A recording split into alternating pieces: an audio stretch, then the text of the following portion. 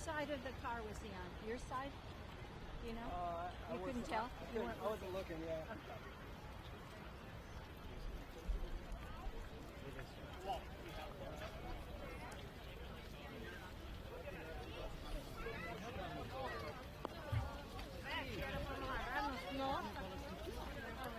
Yep. Nina, María Daniela.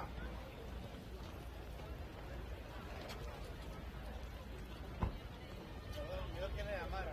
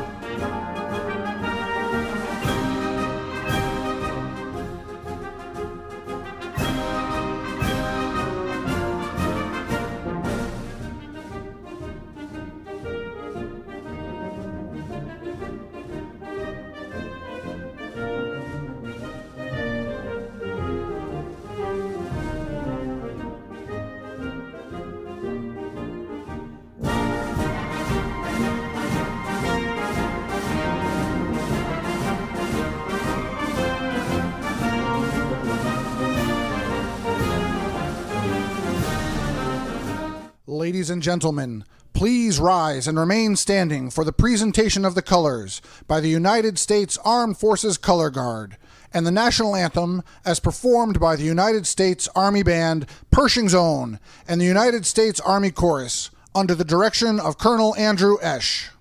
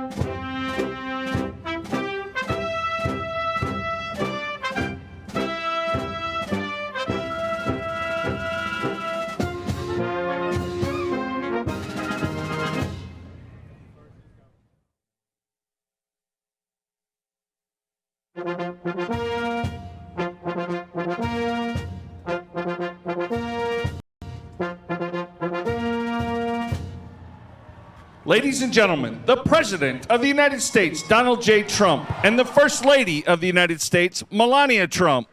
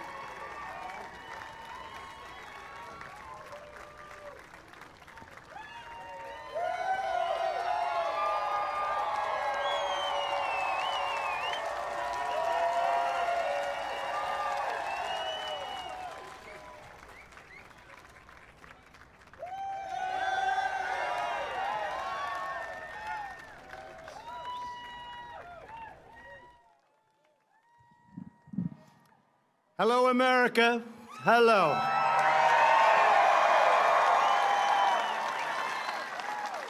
The First Lady and I wish each and every one of you a happy Independence Day on this truly historic 4th of July.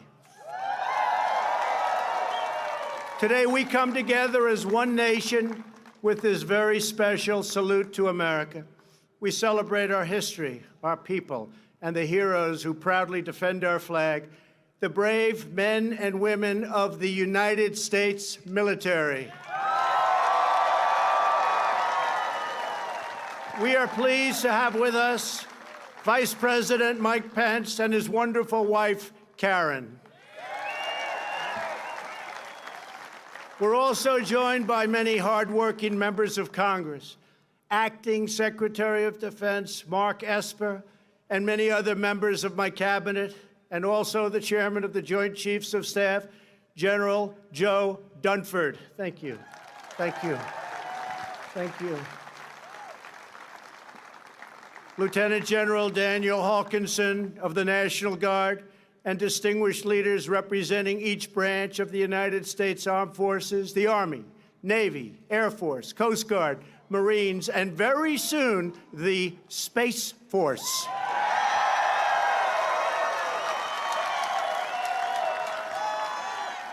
As we gather this evening, in the joy of freedom, we remember that all share a truly extraordinary heritage.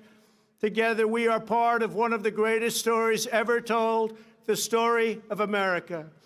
It is the epic tale of a great nation whose people have risked everything for what they know is right and what they know is true. It is the chronicle of brave citizens who never give up on the dream of a better and brighter future.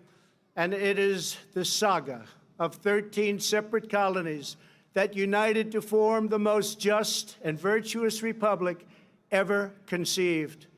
On this day, 243 years ago, our founding fathers pledged their lives, their fortunes, and their sacred honor to declare independence and defend our God-given rights.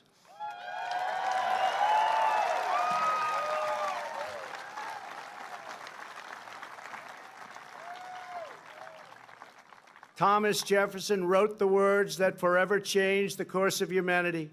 We hold these truths to be self-evident, that all men are created equal, that they are endowed by their Creator with certain unalienable rights, that among these are life, liberty, and the pursuit of happiness.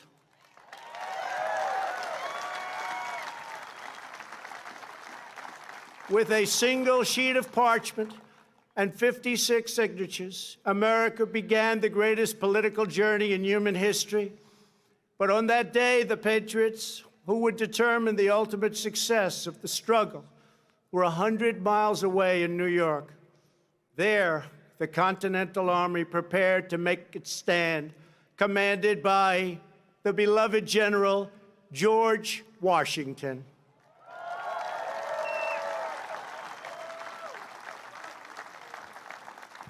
As the delegates debated the Declaration in Philadelphia, Washington's army watched from Manhattan as a massive British invading fleet loomed dangerously across New York Harbor. The British had come to crush the revolution in its infancy. Washington's message to his troops laid bare the stakes. He wrote, "The fate of unborn millions will now depend under God on the courage and conduct of this army. We have therefore to resolve to conquer or die."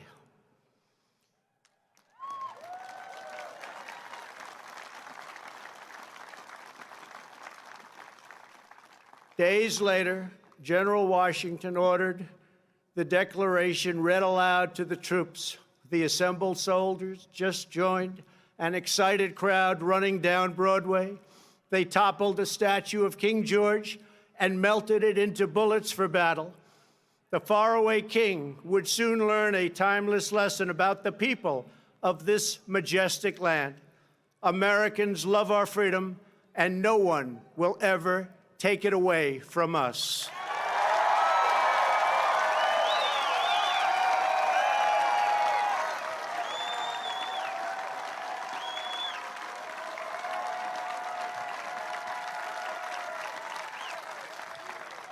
That same American spirit that emboldened our founders has kept us strong throughout our history.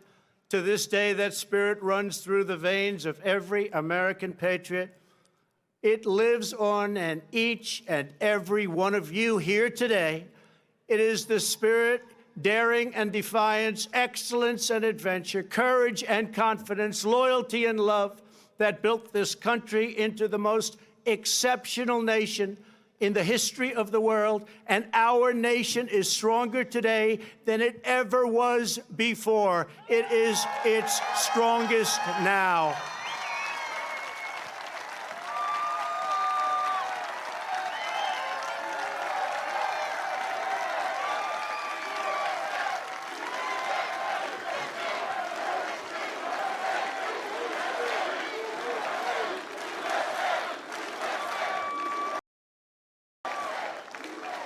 That same righteous American spirit forged our glorious Constitution.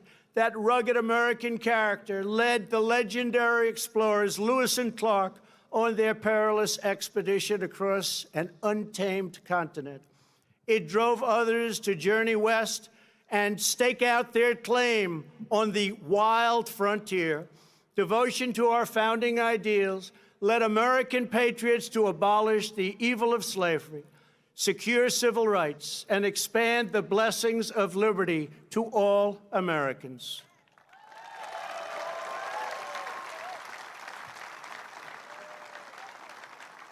This is the noble purpose that inspired Abraham Lincoln to rededicate our nation to a new birth of freedom and to resolve that we will always have a government of, by, and for the people.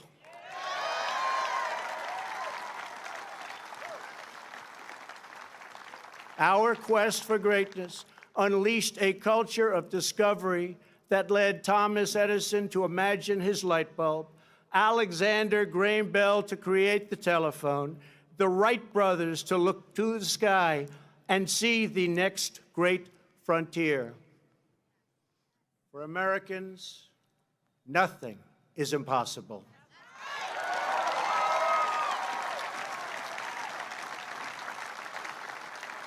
Exactly 50 years ago this month, the world watched in awe as Apollo 11 astronauts launched into space with a wake of fire and nerves of steel and planted our great American flag on the face of the moon.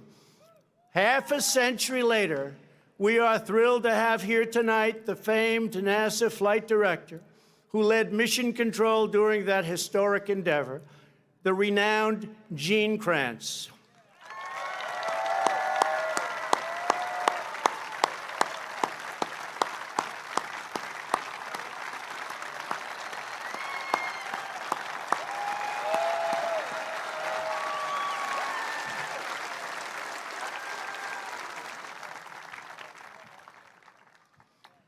Gene, I want you to know that we're going to be back on the moon very soon, and someday soon we will plant the American flag on Mars.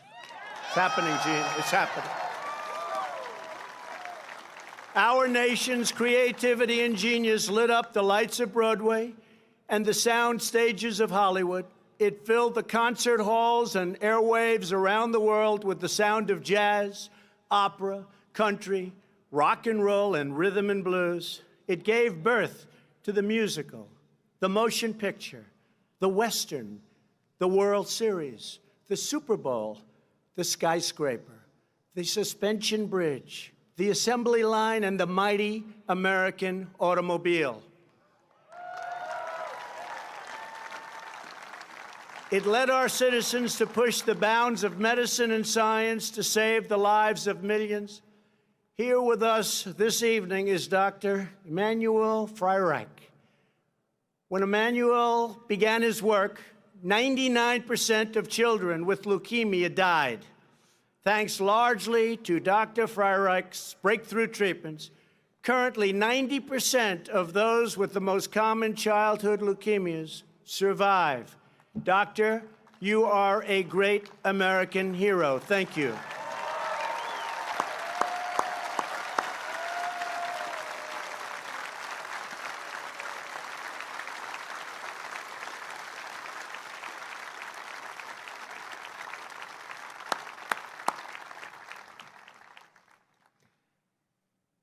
Americans always take care of each other.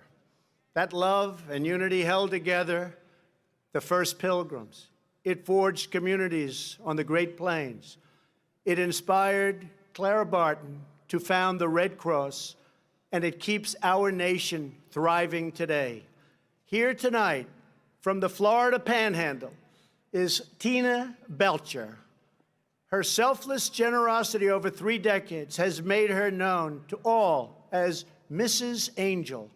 Every time a hurricane strikes, Mrs. Angel turns her tiny kitchen into a disaster relief center. On a single day after Hurricane Michael, she gave 476 people a warm meal. Mrs. Angel, your boundless heart inspires us all. Thank you.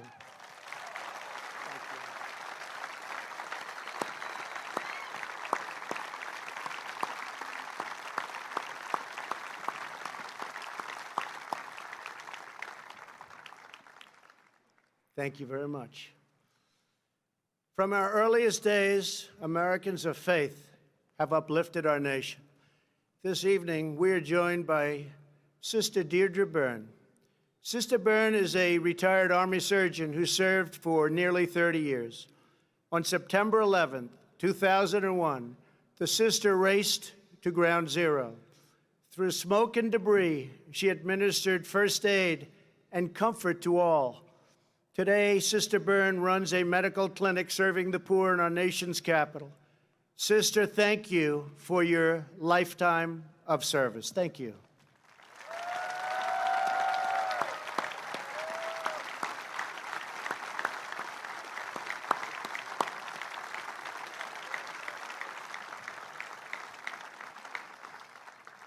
Our nation has always honored the heroes who serve our communities. The firefighters, first responders, police, sheriffs, ICE, Border Patrol, and all of the brave men and women of law enforcement. On this July 4th, we pay special tribute to the military service members who laid down their lives for our nation. We are deeply moved to be in the presence this evening of Gold Star families whose loved ones made the supreme sacrifice. Thank you. Thank you.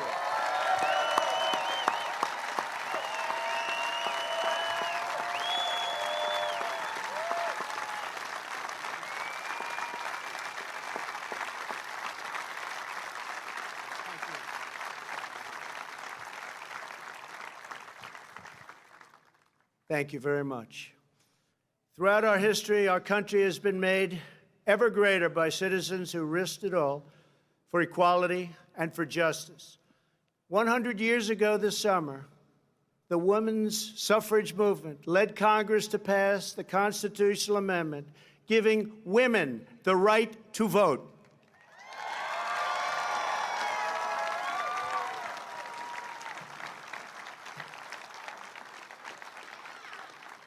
In 1960, a thirst for justice led African-American students to sit down at the Woolworth lunch counter in Greensboro, North Carolina. It was one of the very first civil rights sit-ins, and it started a movement all across our nation. Clarence Henderson was 18 years old when he took his place in history. Almost 6 decades later, he is here tonight in a seat of honor. Clarence, thank you for making this country a much better place for all Americans.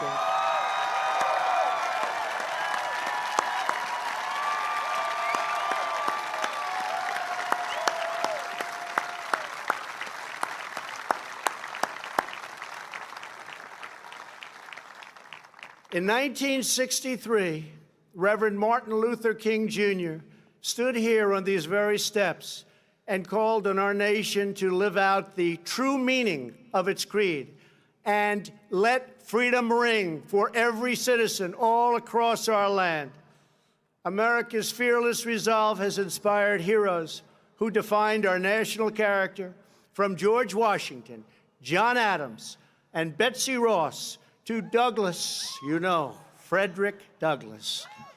the great Frederick Douglass, Harriet Tubman, Amelia Earhart, Douglas MacArthur, Dwight Eisenhower, Jackie Robinson, and, of course, John Glenn. It has willed our warriors up mountains and across minefields. It has liberated continents, split the atom, and brought tyrants and empires to their knees. Here with us this evening is Earl Morse. After retiring from the Air Force, Earl worked at a VA hospital in Ohio. Earl found that many World War II veterans could not afford to visit their memorial on the National Mall. So Earl began the very first honor flights that have now brought over 200,000 World War II heroes to visit America's monument. Earl, thank you. We salute you. Thank you.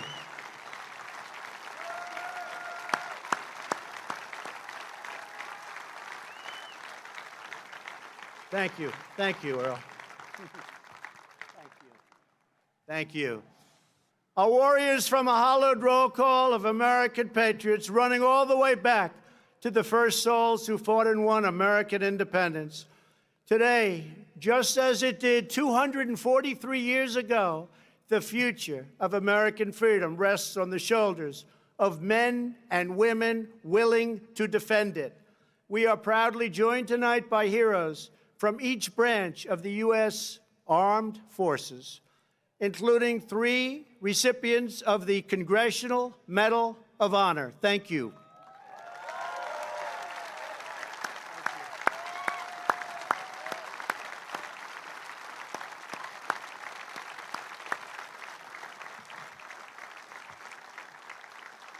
They and thousands before us served with immense distinction, and they loved every minute of that service. To young Americans across our country, now is your chance to join our military and make a truly great statement in life, and you should do it.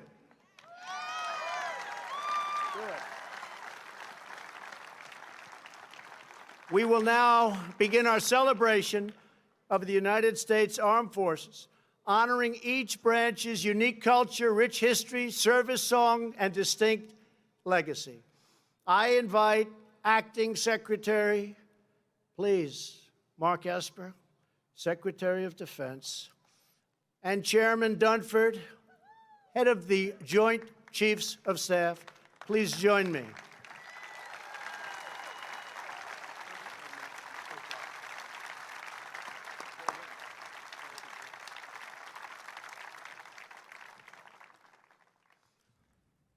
In August of 1790, by request of George Washington and Alexander Hamilton, Congress established a fleet of 10 swift vessels to defend our shores. These revenue cutters would fight pirates, stop smugglers, and safeguard our borders. They are the ancestors of our faithful Coast Guard.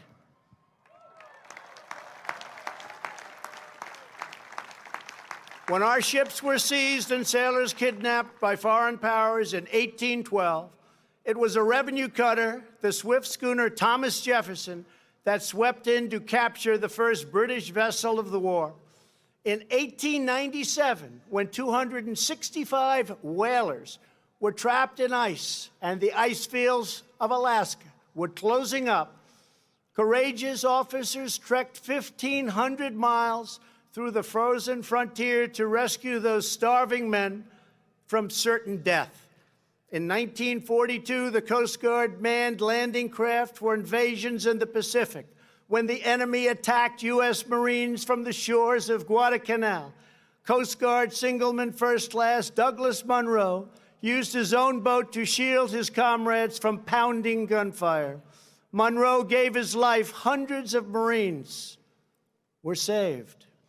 As he lay dying on the deck, his final question embodied devotion that sails with every Coast Guardsman. Did they get off?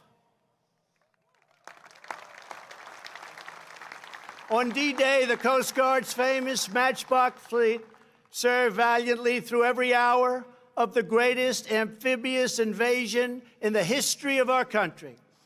One coxswain said the water boiled with bullets like a mud puddle in hailstorm, but still the Coast Guard braved death to put our boys on Utah and Omaha beaches.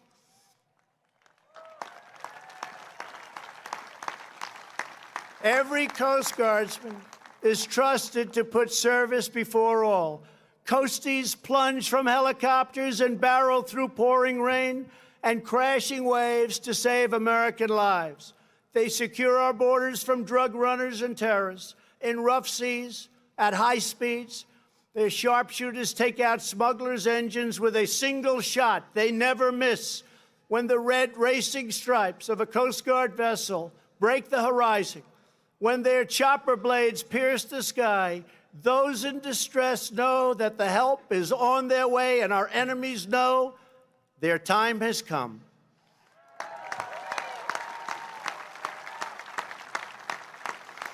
These guardians of our waters stand semper paratus. They are always ready. They are the United States Coast Guard. Representing the Coast Guard today, you will soon see an HH-60 Jayhawk helicopter based at Coast Guard Air Station Clearwater, along with an HH-65 Dolphin from Air Station Atlantic City and an HC-144 Ocean Sentry from Air Station Miami.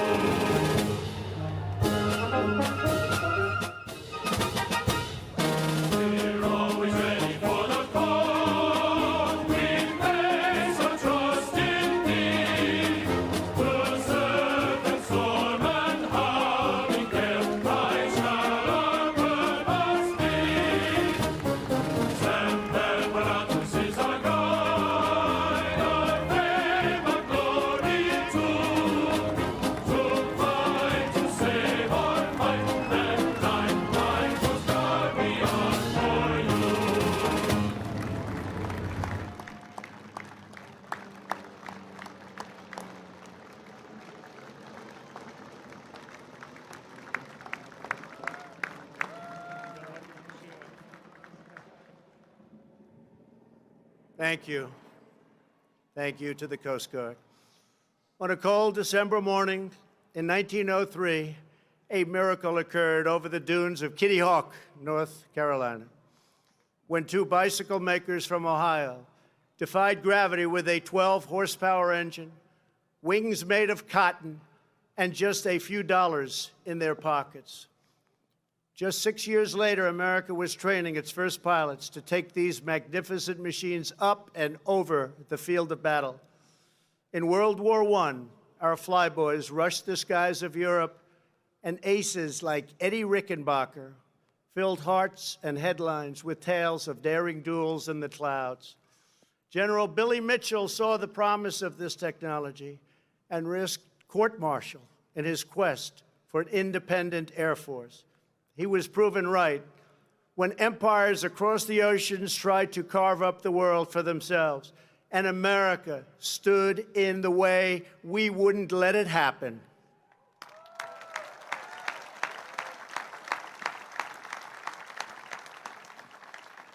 After Pearl Harbor, Lieutenant Colonel James Doolittle and his raiders flew B-25 bombers off a carrier deck in the deep Pacific in a daring feat of American resolve. And as President Roosevelt said, the Nazis built a fortress around Europe, but they forgot to put a roof on it.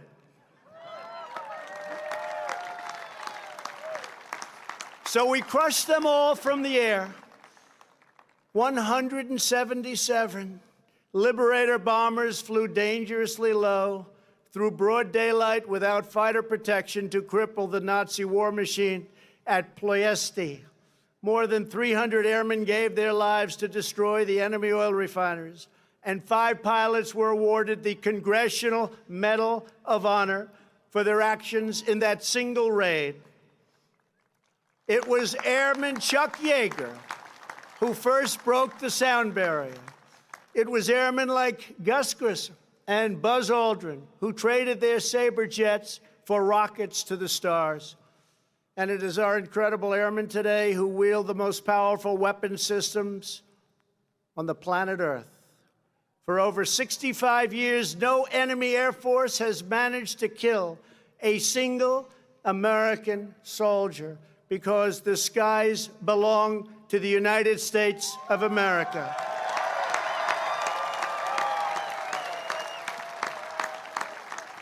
No enemy has attacked our people without being met by a roar of thunder and the awesome might of those who bid farewell to earth and soar into the wild blue yonder. They are the United States Air Force. Representing the Air Force, you will soon see beautiful, brand new F-22 Raptors from Langley Air Force Base in Virginia, and one magnificent B-2 stealth bomber from Whiteman Air Force Base in Missouri.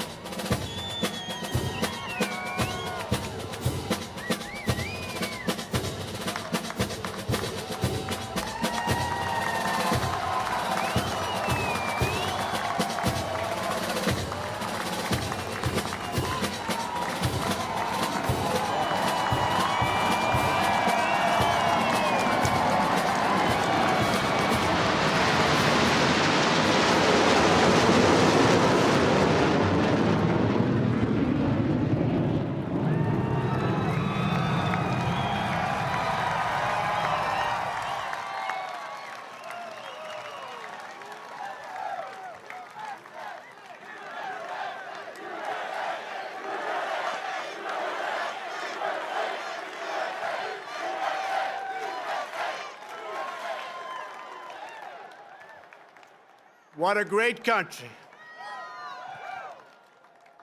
In October of 1775, the Continental Congress ordered the construction of 2 swift sailing vessels, each carrying 10 cannons and 80 men to sail eastward. Our young fleet tested their sea legs against the most powerful navy the world has ever seen. John Paul Jones, America's first great naval hero, said, "I wish to have no connection with any ship that does not sail fast, for I intend to go in harm's way." He got his wish many times when his ship was shot into pieces off the coast of England by a British vessel and her 4 dozen guns.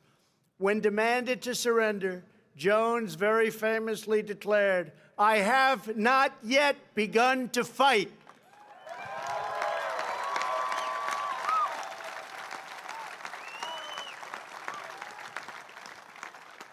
When our Navy begins fighting, they finish the job. The War of 1812, Captain James Lawrence fell with his brothers on the USS Chesapeake. His dying command gained immortality. Don't give up the ship. In the Battle of Mobile Bay, Admiral David Farragut lashed himself to the rigging of his flagship to see beyond the cannon smoke, crying, "Damn the torpedoes, full speed ahead." In World War II, it was aviators launched from the carrier Enterprise, Hornet, Yorktown, who filled the skies of Midway and turned the tide of the Pacific War. Nobody could beat us. Nobody could come close. On D-Day, CB engineers came ashore to destroy blockades and barriers, making way for the invasion. Many lost their lives, but they took the German defenses with them, and our men crushed upon the beaches like a mighty storm. From the naval demolition units of World War II arose a force that became famous in the Mekong Delta. They don't want to see our force again. The very best of the very best, the Navy SEALs.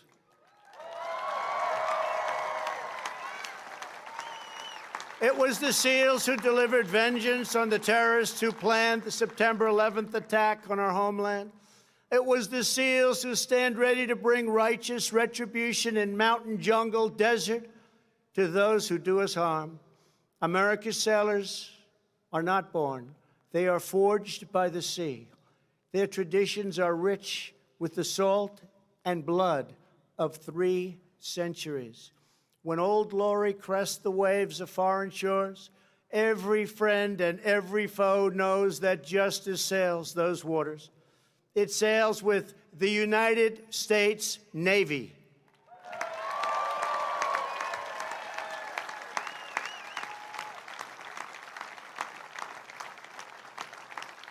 Representing our great Navy today will be 2 F-18 Super Hornets from Naval Air Station Oceana in Virginia, along with 2 F-35 Lightnings from Naval Air Station Lemoore in California.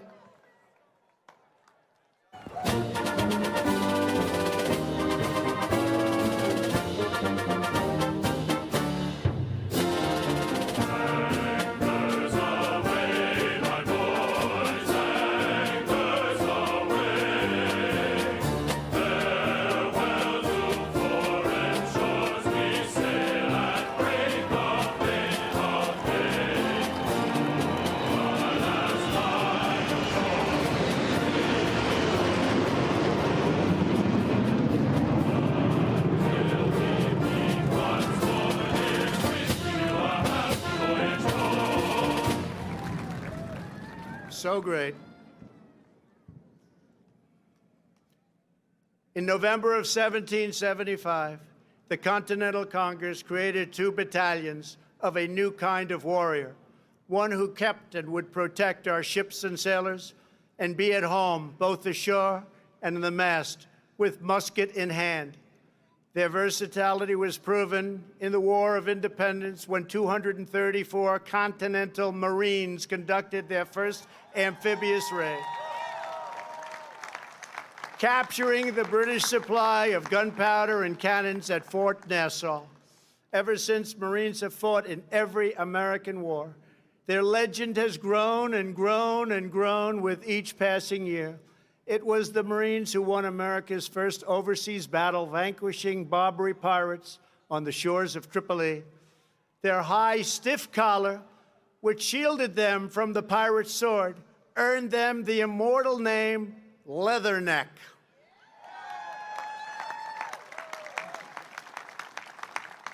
It was the Marines who, after 2 long days of battle, marched through the halls of Montezuma.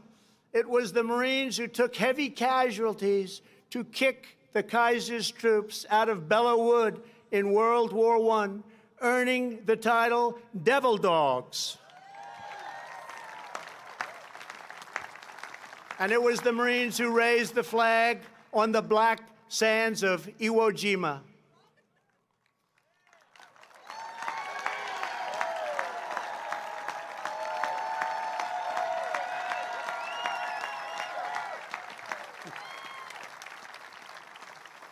From the Chosin Reservoir to Quezon, from Helmand to Baghdad, Marines have struck fear into the hearts of our enemies and put solace into the hearts of our friends. Marines always lead the way.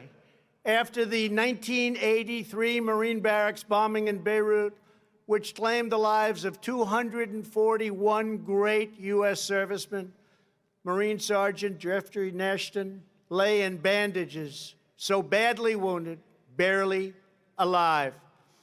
When the commandant of the Marine Corps came to visit his hospital, Sergeant Nashton had to feel for the general's collar.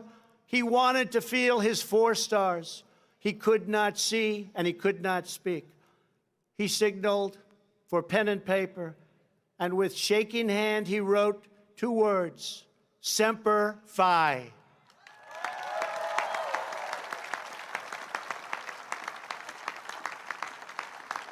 That motto, Semper Fidelis, always faithful, burns in the soul of every Marine, a sacred promise the Corps has kept since the birth of our country. They are the elite masters of air and land and sea on battlefields all across the globe. They are the United States Marines.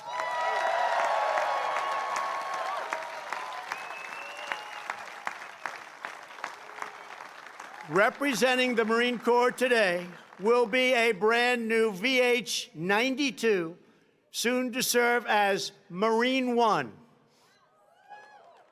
along with 2 V-22 Ospreys from the famed HMX-1 helicopter squadron at Quantico, the Nighthawks.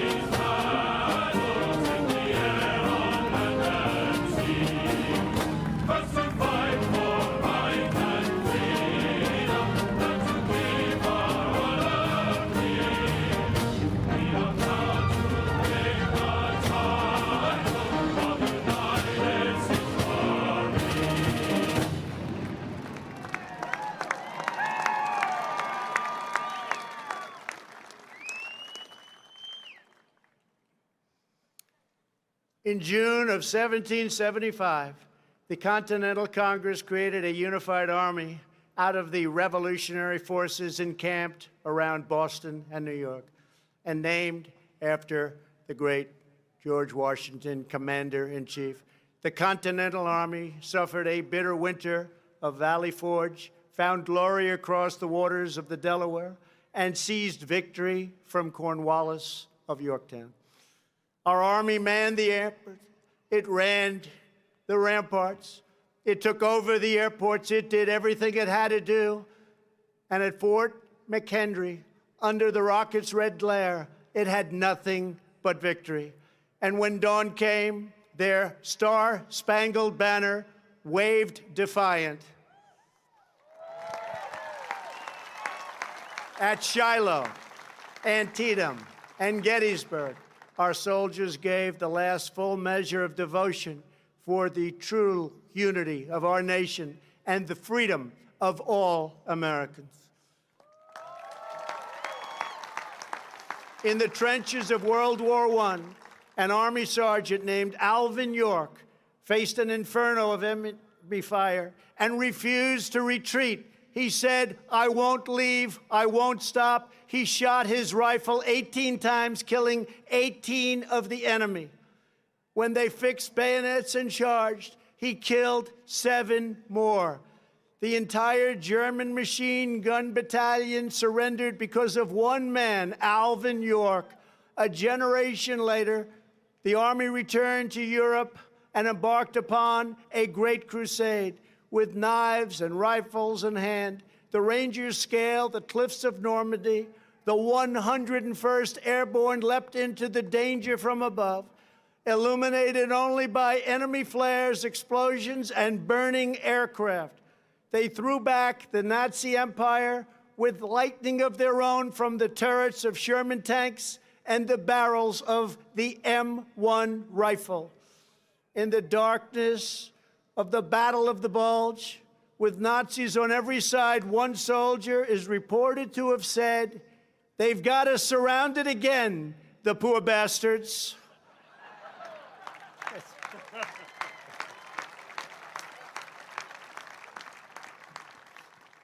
Outnumbered, American warriors fought through the bunkers of Pork Chop Hill and held the line of civilization in Korea.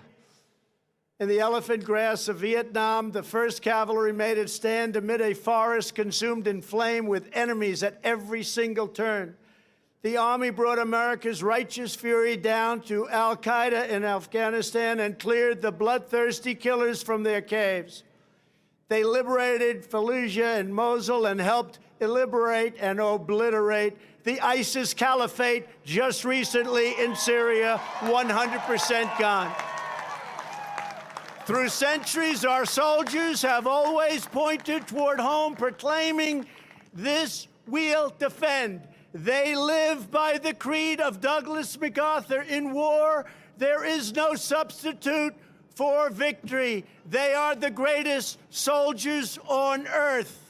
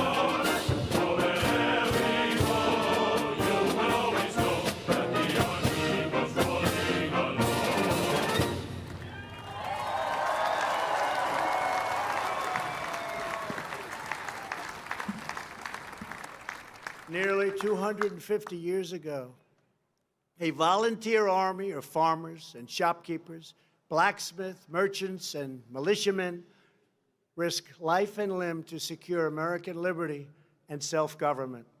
This evening, we have witnessed the noble might of the warriors who continue that legacy. They guard our birthright with vigilance and fierce devotion to the flag and to our great country.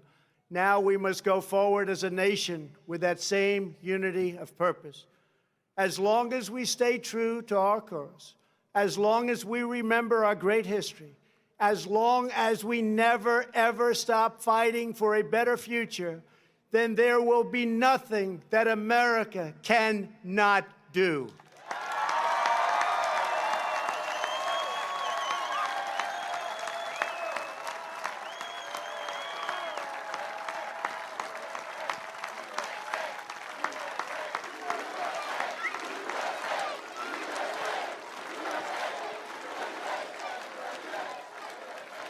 Thank you. We will always be the people who defeated a tyrant, crossed a continent, harnessed science, took to the skies, and soared into the heavens, because we will never forget that we are Americans and the future belongs to us. The future belongs to the brave, the strong, the proud, and the free. We are one people chasing one dream and one magnificent destiny. We all share the same heroes, the same home, the same heart, and we are all made by the same Almighty God.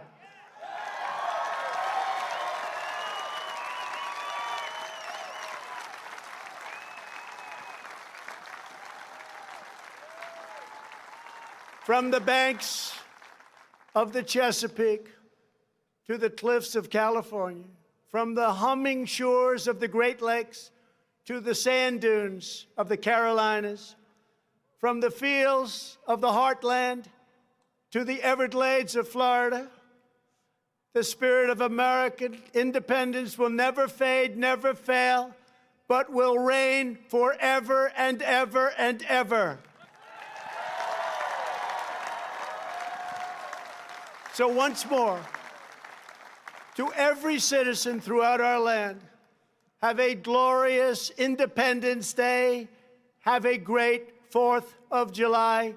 I want to thank the Army Band, the National Park Service, the Interior Department, the incredible pilots overhead, and those who are making possible the amazing fireworks display later this evening. Now, as the band plays the Battle Hymn of the Republic, I invite the First Lady, Vice President and Mrs. Pence, the service secretaries and military leaders to join me on stage for one more salute to America by the famous, incredible, talented Blue Angels. God bless you, God bless the military, and God bless America. Happy 4th of July.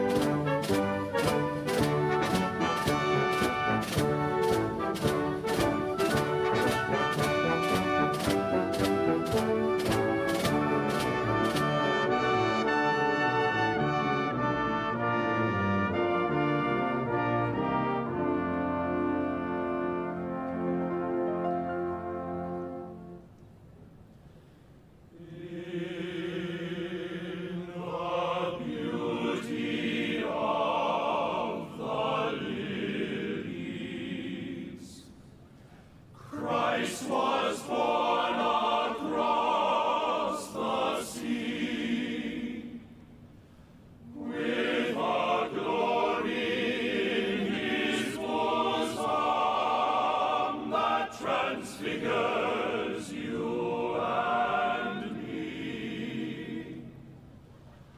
As he dies to make men holy, let us die to make men free while God is marching on. Glory, glory, hallelujah. Glory, glory, hallelujah. Glory, glory, hallelujah. His truth is marching on. Glory, glory, hallelujah. Glory, glory, hallelujah. Glory, glory, hallelujah. His truth is marching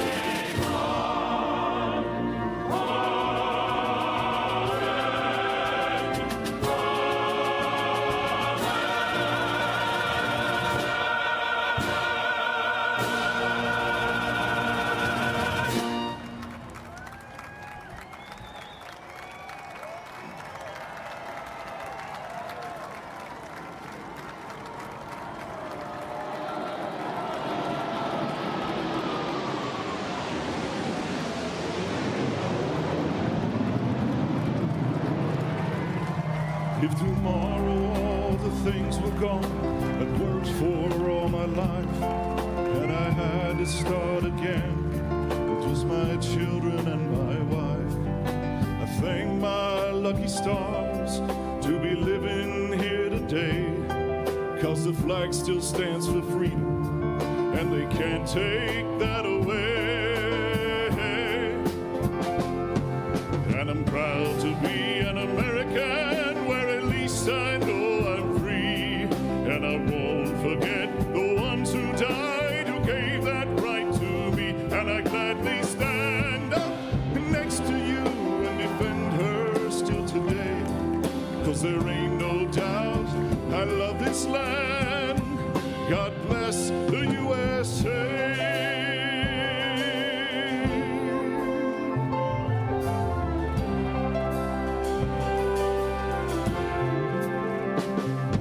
From the lakes of Minnesota to the hills of Tennessee, across the plains of Texas, from sea to shining sea, from Detroit down to Houston and New York to LA. But there's pride in every American heart. It's time we stand and say,